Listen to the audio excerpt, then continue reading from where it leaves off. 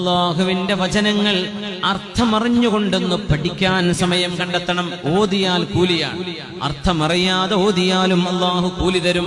അർത്ഥമറിയാതെ ഓതിയാലും കൂലിയുണ്ട്. അറിഞ്ഞോതിയാലോ ഒരുപാട് കൂലിയാണ്. ഖുർആൻ പഠിക്കണം, ഓതണം. വാട്സപ്പൊക്കെ എന്ത് ചെയ്യുക, ഒന്ന് പൂട്ടി വെക്കുക.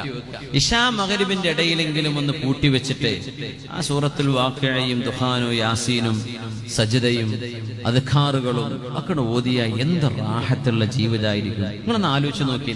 നിങ്ങൾ ആ നേരത്തെ പാട്ട് കേട്ടു, ശരി, പിറ്റേന്ന് ഖുർആൻ ഓതി നോക്കിയതിന്റെ സ്ഥാനത്ത് ഭയങ്കര വ്യത്യാസം കാണാൻ കഴിയും. ഖുർആൻ ഓതുന്ന മനസ്സിന് സന്തോഷം വരും, ദിക്ർ ചൊല്ലുമ്പോ മനസ്സിന് ആനന്ദം വരും. അത് നിർത്തി നോക്കി പെടക്കല് വരും കൽബിന്. ഇങ്ങനെ നിങ്ങൾക്ക് വരുന്നില്ലേ, അടിയന്തരമായി ചികിത്സിക്കണം. എന്തോ തകരാറ് നിങ്ങളുടെ ബോഡിക്കുണ്ടെന്ന്. അങ്ങനെയാണ്. അലാ ബിദിക്രില്ലാഹി തത്മഇന്നുൽ ഖുലൂബ്.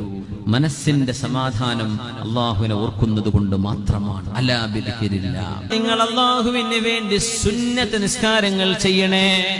ഫർള് മാത്രം പോരാ, സുന്നത്ത് നിസ്കരിക്കണം. ഫർളൊക്കെ റെഡി ആയിട്ടുണ്ട് കഴിഞ്ഞ റമദാനിന് ശേഷം, അല്ലെങ്കിൽ മുമ്പത്തെ റമദാൻ. ഇനി ഒന്നുകൂടെ അപ്ഗ്രേഡ് ചെയ്യണ്ടേ, കുറച്ചൊന്ന് മുന്നോട്ട് പോവുക. ളുഹറിന്റെ മുമ്പ് ഒരു 2 റക്അത്ത് സുന്നത്തെങ്കിലും കഴിഞ്ഞിട്ടൊരു 2 അല്ലെങ്കിൽ 4. 2 മതി ഉസ്താദേ, 4 പാവൂല. ആയിക്കോട്ടെ, തുടങ്ങിക്കോളൂ. മഗ്രിബിന്റെ ശേഷം 2 റക്അത്ത് സുന്നത്ത്, ഇശാഇന്റെ ശേഷം 2, സുബ്ഹി നിസ്കാരത്തിന്റെ മുമ്പ് 2 റക്അത്ത് സുന്നത്ത്. നബി തങ്ങൾ പറഞ്ഞു, റക്അത്താൽ ഫജ്രി, സുബ്ഹി നിസ്കാരത്തിന്റെ മുമ്പുള്ള 2 റക്അത്ത് സുന്നത്ത്, ഖൈറും മിനദ് ദുനിയാ വമാ ഫീഹാ. ഈ ലോകത്തെ എല്ലാ ബാങ്കുകളിൽ കിടക്കുന്ന പൈസയും നിങ്ങളുടെ കൈകളിൽ വന്നു എന്ന് വിചാരിക്കുക. എല്ലാ മുതലാളിമാരുടെയും കൈകളിലുള്ള സമ്പത്ത് നിങ്ങളുടെ കൈകളിൽ വന്നു എന്ന് വിചാരിക്കുക. അതിനേക്കാളൊക്കെ ഖൈറാണ് സുബ്ഹിന്റെ മുമ്പുള്ള 2 റക്അത്ത് നിസ്കാരം. അത് നമുക്ക് അർത്ഥം തിരിയില്ല. അല്ലാഹുവിന്റെ റസൂൽ പറഞ്ഞ വാക്കാണത് സ്വല്ലല്ലാഹു അലൈഹി വസല്ലം. സുന്നത്തിന് അത്ര സ്ഥാനമുണ്ടെങ്കിൽ സുബ്ഹി നിസ്കാരത്തിന്റെ സ്ഥാനം എത്രയാണ് എന്നാണ് മഹാന്മാർ പറയാ. സുബ്ഹിന്റെ സുന്നത്തിന്റെ സ്ഥാനം എത്രയാണ്, അപ്പൊ ഫർളിന്റെ സ്ഥാനം എത്രയാണ്?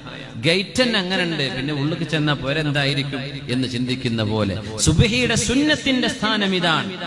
സുന്നത്ത് നിസ്കാരങ്ങൾ വർദ്ധിപ്പിക്കണേ. മൂന്നാമത്തേത്, അല്ലാഹുവിനെ കുറിച്ചുള്ള ദിക്ർ വേണം, നാവിൽ ദിക്ർ വേണം.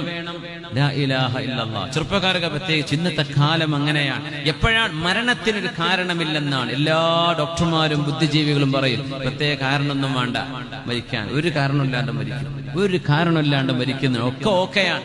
ആള് മരിച്ചു, എന്ത് ചെയ്യാൻ പറ്റും? നാവ് കൊണ്ട് ദിക്ർ ചൊല്ലുക. സുബ്ഹാനല്ലാഹ്, സുബ്ഹാനല്ലാഹി വൽഹംദുലില്ലാഹി വലാ ഇലാഹ ഇല്ലല്ലാഹു വല്ലാഹു അക്ബർ വലാ